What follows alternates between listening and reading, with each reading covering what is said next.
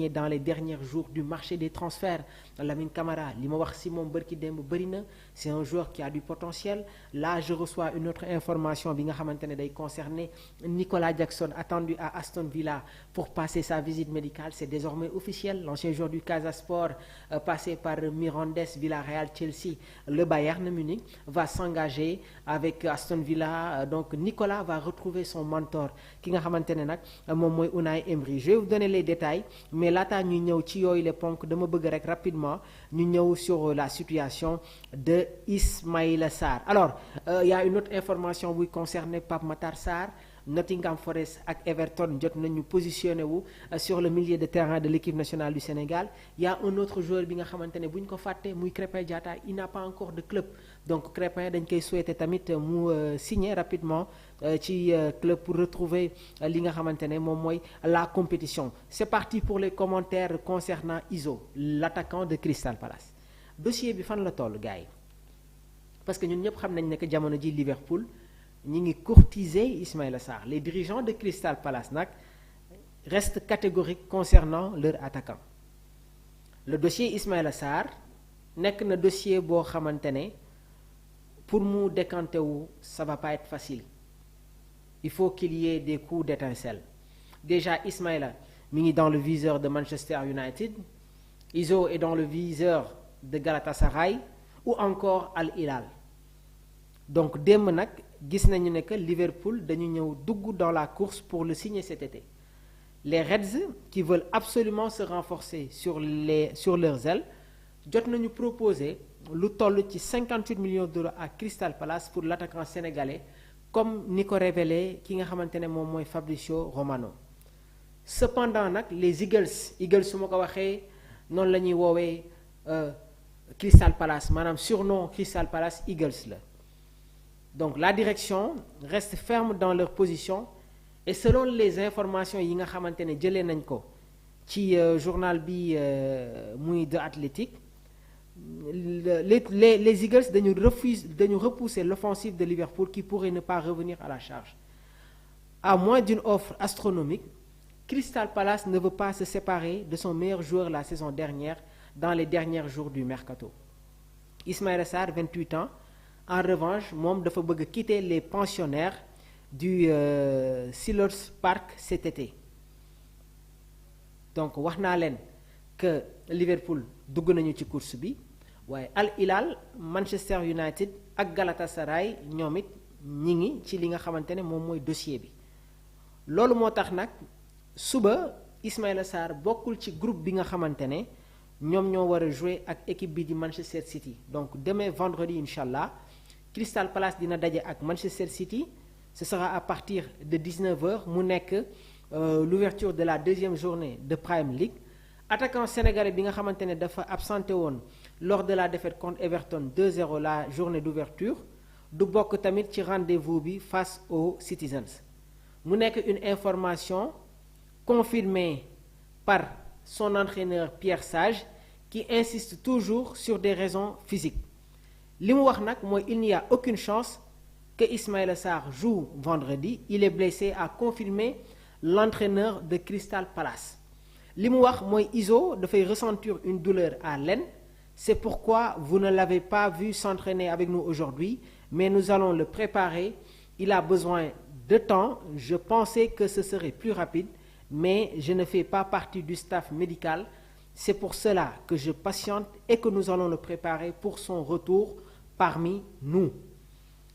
Biñ ko posé question sur le départ du champion d'Afrique, l'ancien coach de l'Olympique Lyonnais et du RC Lens moom dafa maintenir sa position.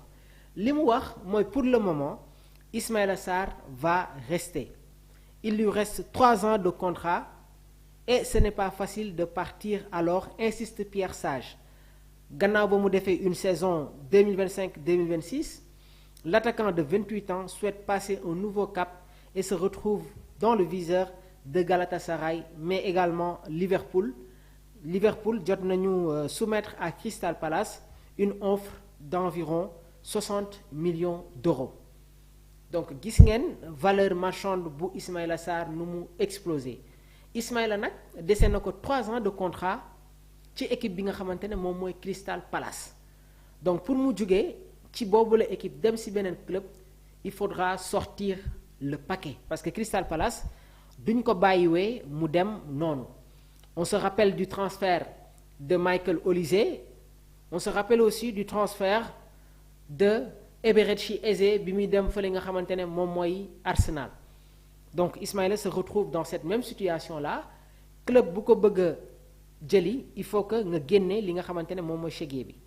On va parler d'un autre joueur muy Iliman Ndiaye qui se rapproche d'Everton. Iliman Ndiaye qui se rapproche de Manchester City autant pour moi. Donc déjà gis nañu ne que les Citizens pare nañu pour def li nga xamante ne moom mooy benn offre waaye les Toffees maanaam Everton ñi ngi réclamer plus de 90 millions d'euros. L'ailier sénégalais intéresse plusieurs clubs anglais. Manchester City est le dernier à s'ajouter à la liste. Everton ne veut pas le laisser partir à moins d'une offre irréfutable. Gannaaw ba mu jugewee fële nga xamante ne moom mooy ci Olympique de Marseille il y a 2 ans, Iliman Ndiaye est probablement l'un des meilleurs ailiers de Premier League. Déjà performant dans cette entame de saison, l'international sénégalais pourrait quitter très prochainement Everton. Les Toffees et leurs entraîneurs David Moyes veulent absolument le conserver à moins d'une offre astronomique, mais plusieurs clubs, et pas les moindres, s'intéressent toujours aux champions d'Afrique de 26 ans. Après Al Hilal, donc gis ngeen nag Al Hilal ñoom jotoon nañu formuler une offre, mais Pape Iliman génnoon na def une réaction ne Iliman du dem foofu nga xamante ne moom mooy ca Al Hilal. C'est au tour de Manchester City de jeter son dévolu sur l'ancien joyau de Sheffield United. Léegi selon les informations de Talksport, les Citizens ñoom dañu bëgg a renforcer leurs ailes après les départs de Savigno dem na fële nga xamante ne moom mooy Tottenham. Hier même il a été buteur. Omar Marmoush moom itamit signé na Tottenham. Donc Iliman Ndiaye pourrait faire l'affaire même s'il faudrait peut-être faire face à la concurrence d'Arsenal. Arsenal ñoom itamit ñu ngi ci dossier bi mais faire face aux exigences d'Everton bi nga xamante ne ñi ngi réclamer lu toll ci 93 millions d'euros. Everton li ñu wax leer na s'il y a une offre bu baax dañuy bàyyi Iliman Ndiaye mu dem mais ñoom li ñuy réclamer day tourner autour de 93 millions d'euros. Waaw gis ngeen ni valeur marchande joueur sénégalais yi explosé muy Ismaïla valeur mi ngi tourner autour des 60 millions d'euros. Gis ngeen Iliman Ndiaye Everton mi ngi réclamer lu toll ci 93 millions d'euros. Est-ce que Iliman day dem City, est-ce que day dem Arsenal? Man entre City ak Arsenal je préfère les Gunners. Et Iliman est un joueur polyvalent capable d'évoluer ci li nga xamante ne moom mooy les différents secteurs. Il peut jouer comme excentré droit, il peut jouer comme excentré gauche, il peut jouer comme numéro 10, il peut jouer comme avant-centre. Donc c'est un joueur boo xamante ne dafa am un énorme potentiel. Di leen jaajëfal bu baax a baax lii dafa nekkoon benn introduction rek si kanam tuuti on va se retrouver au niveau de Sport Life 221 donc dans quelques minutes rek fas yéene ànd ak yéen waxtaanee lépp luy jëm si wàllum tàggat yaram. Donc di leen wax ngeen wéy di abonné bës la cloche de notification pour recevoir tout ce qui est information. On marque une petite pause et on se retrouve au niveau de Sport Life 221 yeggali fa